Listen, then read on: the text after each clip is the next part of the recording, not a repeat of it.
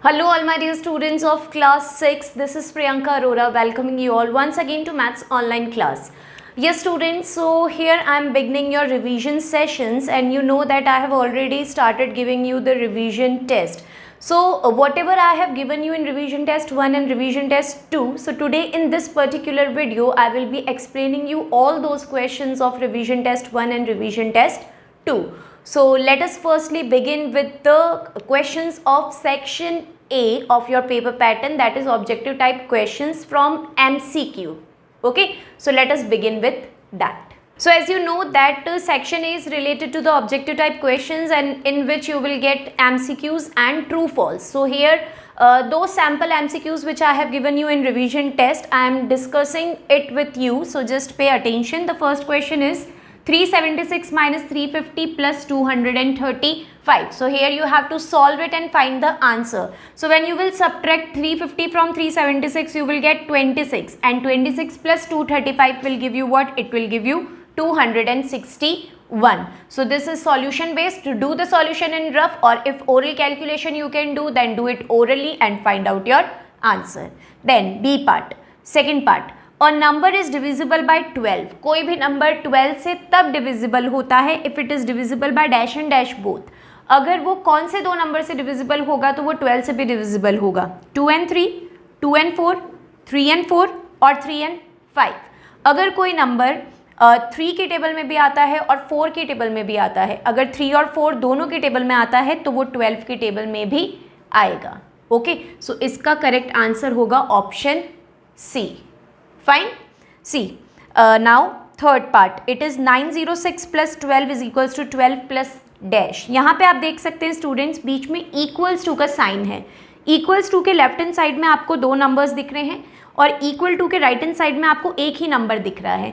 Equal का sign है बीच में, तो दोनों तरफ जो वैल्यूज हैं वो इक्वल होनी चाहिए. तो यहाँ पे 12 तो दोनों तरफ हमें दिख रहा है. कौन सा एक नंबर मिसिंग है जो लेफ्ट हैंड साइड में है बट राइट हैंड साइड में नहीं है? So obviously it is 906 which is missing towards the right hand side. So the correct answer will be part B, 906.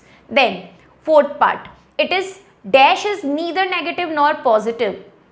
ऐसा कौन सा इंटीजर है जो ना ही नेगेटिव होता है और ना ही पॉजिटिव होता है? So it is, yes you know very well, it is zero. Zero is neither negative nor positive. Zero के साथ ना तो नेगेटिव का साइन लगाया जाता है और ना ही पॉजिटिव का साइन लगाया जाता है.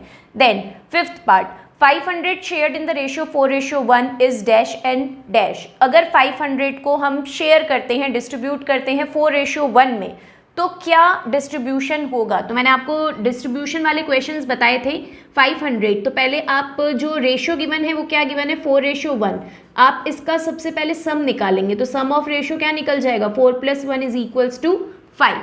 तो जब आप फर्स्ट पार्ट निकालोगे तो आप क्या करोगे? 500 को मल्टीप्लाई करोगे. फर्स्ट फ्रैक्शन, फर्स्ट रेशियो क्या है? 4 और टोटल क्या है? 5. 4/5. कैंसिल करिए, 5 1 = 5 and 100 times. So 100 × 4 is equals to 400. So first part तो कैलकुलेट हो जाएगा 400. इसी तरीके से हम सेकंड पार्ट निकालेंगे. तो सेकंड पार्ट निकालने के लिए 500 मल्टीप्लाई करेंगे इसको हम सेकंड रेशियो से. सेकंड रेशियो क्या है हमारा? 1, और उसका सम कितना था? 5. डिवाइड कर देंगे हम 5 से, कैंसिल करिए, 100 times. So 100 × 1 is equals to 100. So first आ गया 400 और सेकेंड आ गया 100. So 400 and 100.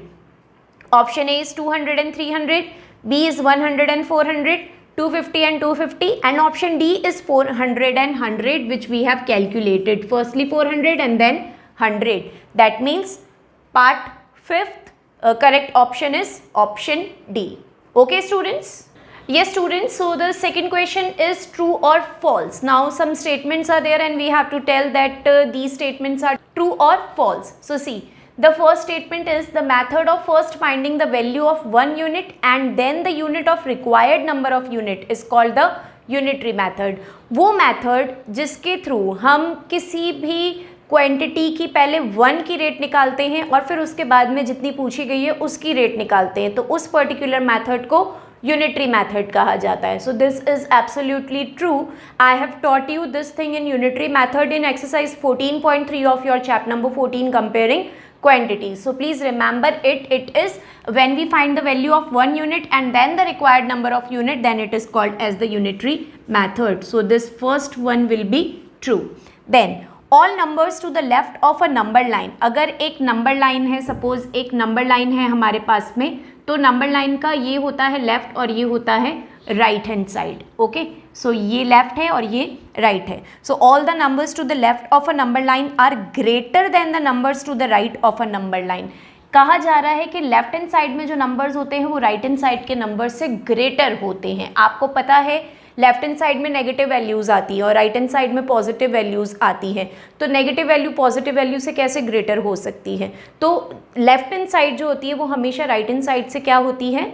स्मॉलर होती है, ग्रेटर नहीं होती. और अगर नेगेटिव नंबर के केस में भी आप देखेंगे, लाइक -1 है, -2 है, -3 है, तो मैंने आपको ये चीज़ बताया था कि राइट हैंड साइड वाले जो नंबर्स होते हैं वो हमेशा ग्रेटर होते हैं. यहाँ पर -2 -3 से ग्रेटर है. ओके, तो left hand side will always be smaller and right hand side will always be greater. जबकि यहाँ क्या गिवन है? all numbers to the left of a number line are greater than the numbers to the right side of a number line. So this is the opposite statement, then it means it is false.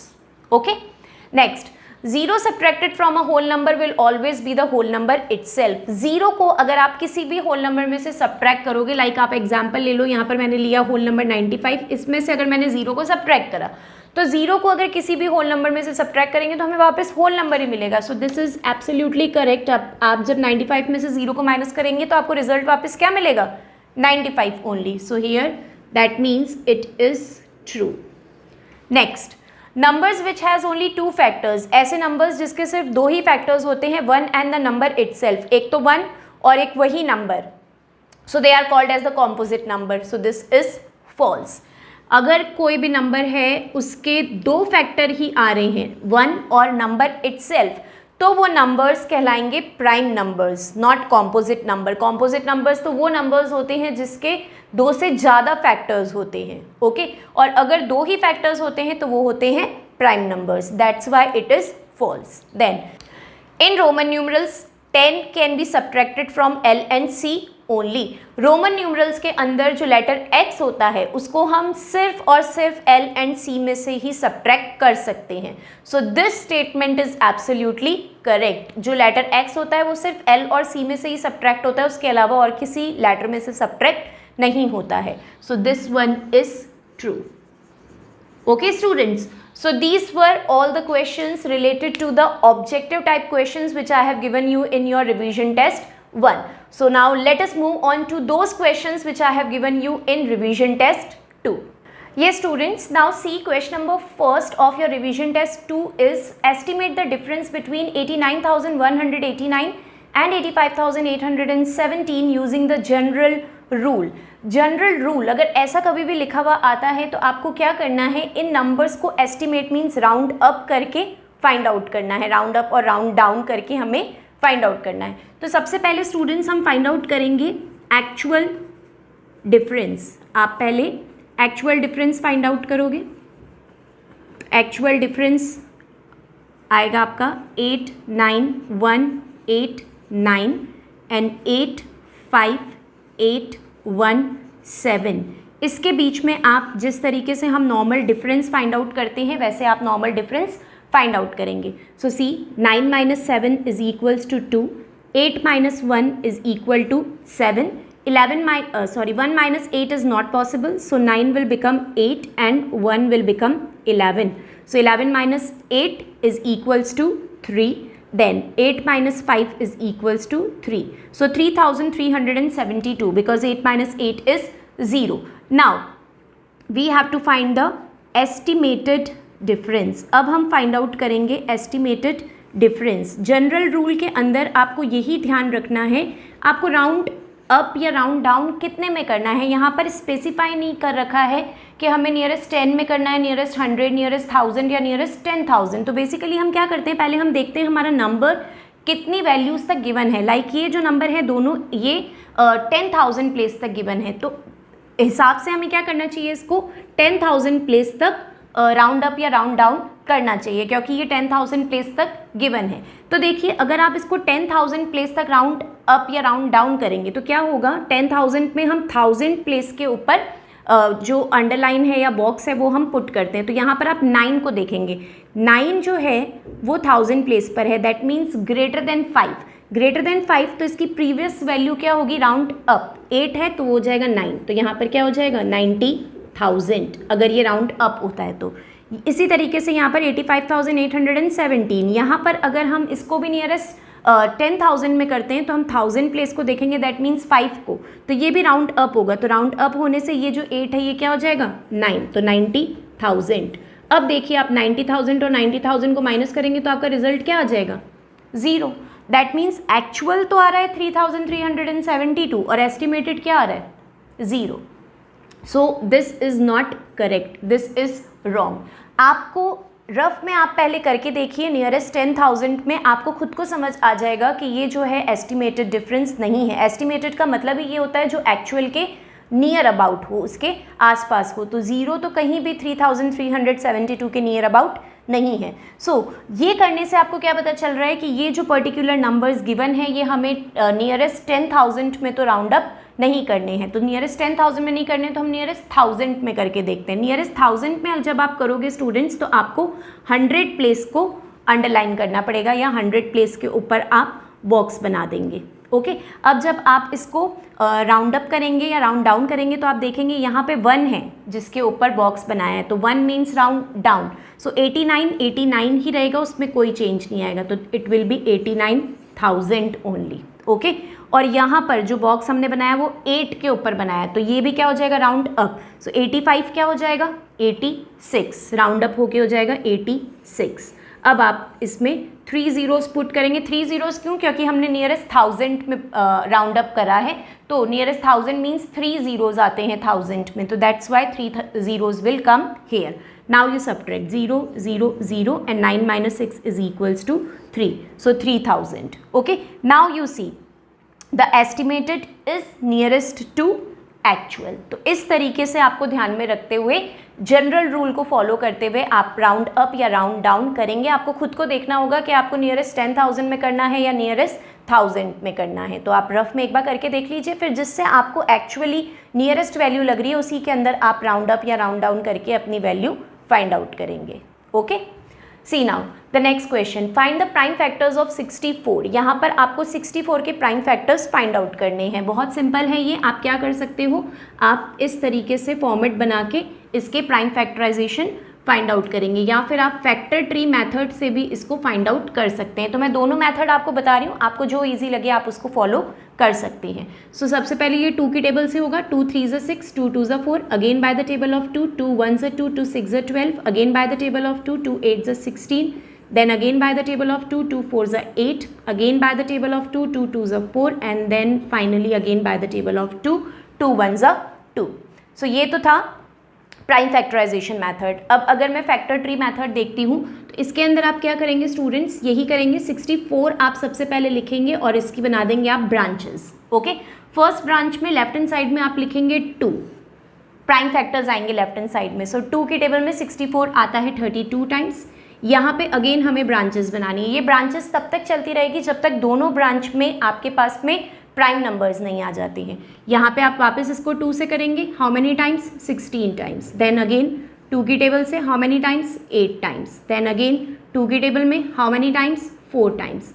Then again by the table of 2 2 times. Okay, so you can see that the result is same only. So prime factors क्या हो जाएंगे 64 के, 2 into 2 into 2 into 2 into 2 into 2, 1 2 3 4 5 6, 1 2 3 4 5 6, 6 times 2. So these are the prime factors of 64. Okay? Yes students, now question number 3 is write the first 5 multiples of 36. यहाँ पे आपको 36 के first 5 multiples बताने हैं. So it's very simple. You will write the statement, the first 5 multiples of 36 are, तो 36 की table लिखनी है basically. So 36 1 36, 36 2 2 72, 36 3s are 108, 36 4 times is 144 and 36 5 times is 180. So this will be the answer of question number 3rd. So this was quite simple. Next, group the given numbers and find the sum. यहाँ पे आपको given numbers की grouping करनी है. Grouping means students ऐसे दो numbers को आपको साथ में रखना है पहले जिसको add करके आपके पास round up value आ जाए, round figure में value आ जाए. तो आप देखिए यहाँ पर 5 और 5 मिला के होता है 10. तो हम इन दोनों नंबर्स की ग्रुपिंग करेंगे. तो आप क्या करोगे, इन दोनों को ब्रैकेट में लिख दोगे, एक सिमिलर ब्रैकेट 235 और 345, इनको हमने एक ब्रैकेट में ले लिया. इस 123 को आप सेपरेटली प्लेस करोगे like this. Okay, now you have to add the bracket value. So what is there in bracket? 5 and 5 is equals to 10. 1 in mind. 4 + 3 7 + 1 is 8 and 3 + 2 is 5. तो इन दोनों को ऐड करके हमें मिल गया 580. इसमें हम ऐड करेंगे 123 को.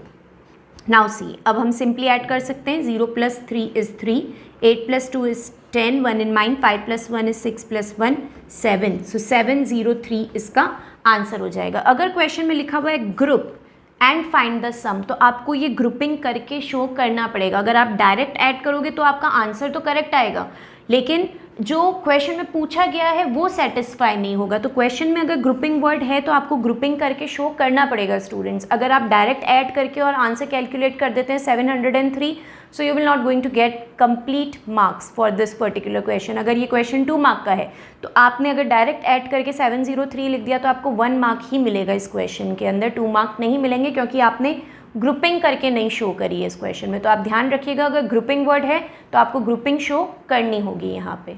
Okay, now see the next question. Add -8 + -5 on a number line. इस नंबर को हमें, ये जो इंटीजर्स गिवन है इसको हमें नंबर लाइन के ऊपर ऐड करके शो करना है. तो आप देख सकते हो नेगेटिव नंबर्स चल रहे हैं तो हमें नेगेटिव साइड ही चाहिएगी नंबर लाइन की. तो इस वजह से मैंने यहाँ पर नंबर लाइन ड्रॉ करी और उसकी नेगेटिव साइड ड्रॉ करी है. जब मैंने आपको बताया था कि जब हम नेगेटिव साइड ड्रॉ करते हैं तो 0 जो होता है वो राइट हैंड साइड के अंदर आता है, और जब हम पॉजिटिव साइड ड्रॉ करते हैं तो 0 जो होता है वो लेफ्ट हैंड साइड में, मतलब सबसे बिगनिंग में 0 आता है एंड देन इंटीजर्स प्लेस होते हैं पॉजिटिव में. और अगर नेगेटिव साइड ड्रॉ करते हैं सो सबसे लास्ट में आता है 0 एंड देन इस तरफ 0 के लेफ्ट हैंड साइड में हम नेगेटिव वैल्यूज़ प्लेस करते हैं. Okay, is it clear? Now see, -8, तो दैट मीन्स 0 से पहले हम जंप करेंगे -8 तक. इस तरीके से आप जंप करोगे क्योंकि हमें नंबर लाइन के ऊपर शो करना है. तो 0 से पहले आ जाओगे -8 पर, then plus minus. So plus minus you know minus only. तो हम माइनस वाली साइड पे ही हमें और कितना जाना है, 5 स्टेप्स हमें और जंप करने हैं. तो यहाँ से आप 5 स्टेप और जंप करोगे. सो देखिए 8 तक हमने काउंट करा ना, अब हम 9 से काउंट करेंगे. सो 1 2 3 4 5. सो यहाँ से आप आ जाओगे 5 जंप्स और. ओके, 8 तक तो हम पहुँच चुके थे, तो 5 और हम आगे कैसे काउंट करेंगे 9 से. 1 2 3 4 5. सो यहाँ पर आप आ गए -13 पर. So that means -8 + -5 is equal to, answer is -13. सो ये हो जाएगा आपका आंसर. और आप इसको नॉर्मल इंटीजर की तरह भी सॉल्व करते हैं तो ब्रैकेट ओपन करेंगे, plus minus minus. So 8 + 5 is equals to 13 और minus minus plus but sign minus. तो अगर डायरेक्ट भी करते हैं इंटीजर फॉर्म में तभी भी -13, और नंबर लाइन पे करते हैं तो इस तरीके से आप नंबर लाइन पे करोगे. पहले 0 से 8 पर और फिर 8 को काउंट नहीं करना है, 8 के आगे आप उतने इंटीजर्स काउंट करोगे जितना मेंशन है. लाइक 5 काउंट करने थे तो हम 8 को नहीं काउंट करेंगे, हम 9 से काउंट करेंगे. 1 2 3 4 5. सो हम -13 के ऊपर आ गए.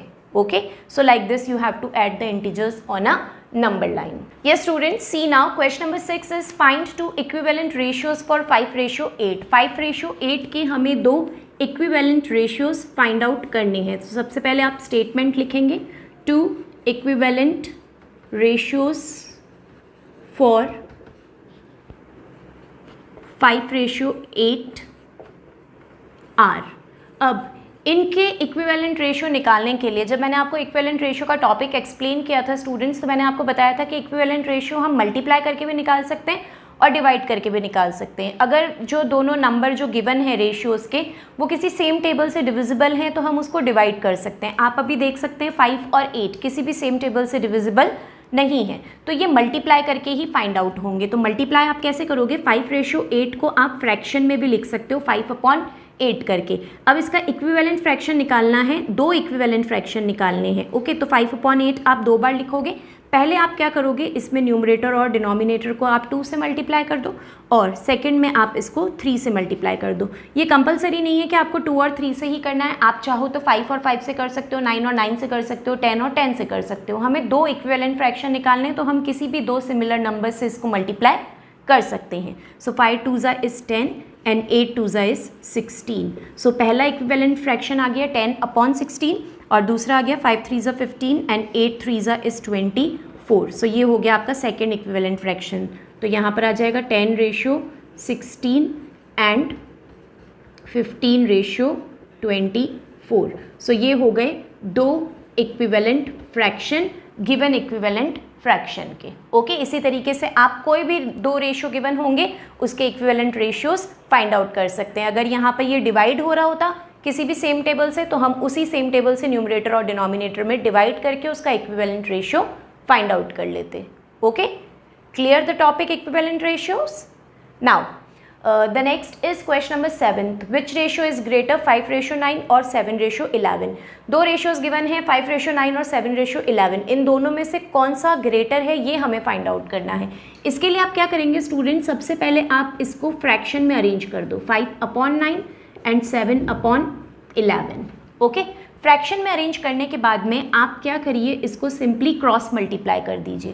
क्रॉस मल्टीप्लाई करने के बाद में आपको देखना होगा कि कौन सा नंबर ग्रेटर है। सो हम ब्रैकेट में मेंशन कर देंगे by cross multiply, and cross multiply करने से 5 को आप 11 से मल्टीप्लाई करेंगे इस तरफ, और दूसरी तरफ आप बीच में एक ब्रैकेट बना देंगे, क्योंकि हमें बॉक्स बना देंगे क्योंकि हमें देखना है कि कौन सा नंबर ग्रेटर है। और यहाँ पे हम क्या कर देंगे, 9 को 7 से मल्टीप्लाई कर देंगे। सो 5 11 इज 55 एंड 9 7 इज 63। सो 55 और 63 में से ग्रेटर नंबर कौन सा है, ग्रेटर नंबर है 63। और 63 के जस्ट ऊपर आप फ्रैक्शन देखेंगे, कौन सा फ्रैक्शन है, 7/11। और 7/11 कौन से रेशियो से फ्रेम हुआ है, 7/11, right. Therefore 7/11 is greater. So इन दोनों में से जो ग्रेटर रेशियो है वो है 7/11। Okay students, I hope all the 7 questions which I have given you in revision test 2 is clear, and along with that I have explained you the MCQ and objective of revision test 1 also. That also must be clear to you. So go through the video and clear your concept. If you have done any question wrong, then please look the video and understand what mistake you have done, and then re-practice for that particular question. Fine students, so I'm ending my lecture here only. Now I will meet you back in the next online class where I will be giving you some more revision sums. Till then, you students, please do practice of all the chapters which are coming in your half yearly examination, and then prepare well for your exams. Okay students, so that's all for today. Meet you back in next session. Till then, you take care of yourself and study well for your examination. Thank you so much.